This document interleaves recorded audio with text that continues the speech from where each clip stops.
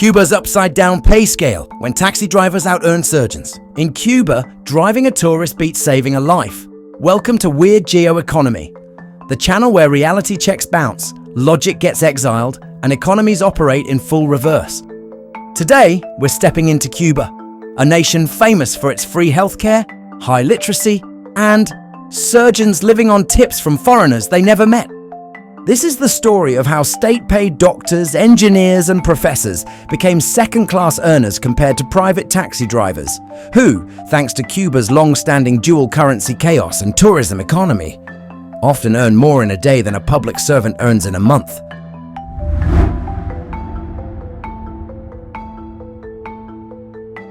This economic theater plays out daily in cities like Havana, Santiago de Cuba, and Cienfuegos. In Havana, brightly colored 1950s, Chevrolets roll past colonial buildings, not just as a postcard aesthetic, but as part of a living, breathing, informal economy. Their drivers, many of them unlicensed and unofficial, cater almost exclusively to tourists carrying dollars or euros. Meanwhile, across town, Cuba's world-renowned doctors work long shifts in understaffed clinics and poorly equipped hospitals. Despite performing complex surgeries and often being sent abroad as medical diplomats, they're paid around $40 to $60 a month in local currency. Some make less. The conclusion is brutal.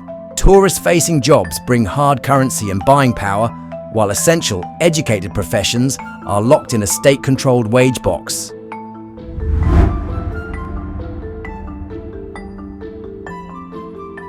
This is the economic fallout of Cuba's long-standing dual currency distortion, mixed with centralized wage control and a survivalist informal economy.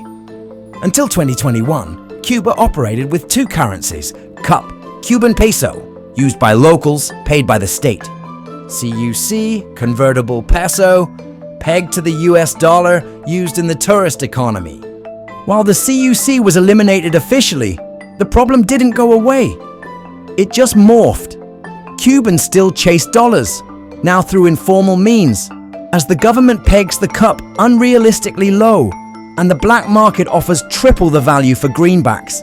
So who gets the dollars? Not the doctor performing surgeries, but the guy who drives tourists to the beach, the woman renting a room on Airbnb, or the vendor selling cigars off the books.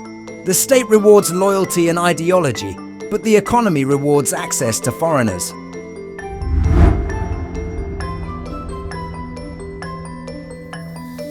Because Cuba's economy is built on contradictions, centralized wages and rationed goods, even the most advanced professionals are paid flat state rates, regardless of inflation or economic crisis.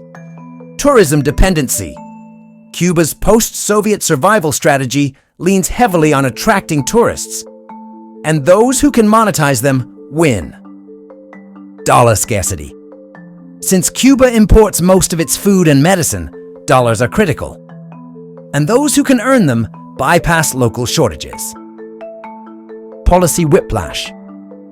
Government efforts to unify currency systems haven't kept up with inflation, creating more confusion and feeding the black market. The result is a society where the real economy is hidden in plain sight, and the most skilled workers are the most financially insecure.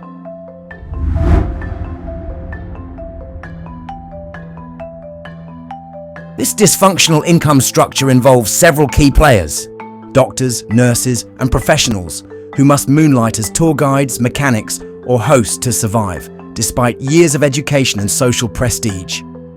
Private taxi drivers, many unlicensed, who operate classic cars and often make $500 to $1,000 a month, largely in untaxed hard currency.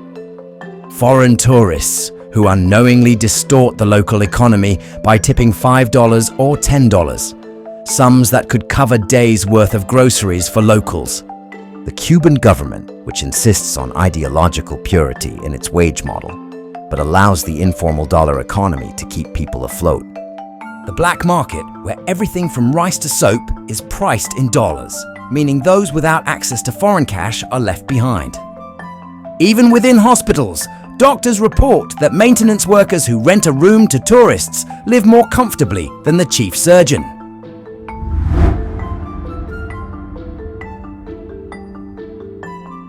Many doctors are leaving medicine altogether, choosing instead to drive taxis or emigrate to countries like Spain or Mexico, where their qualifications earn them better pay, or at least tips.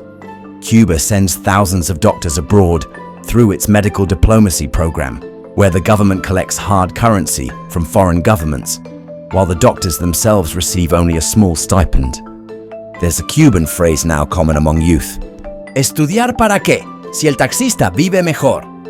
Why study if the taxi driver lives better?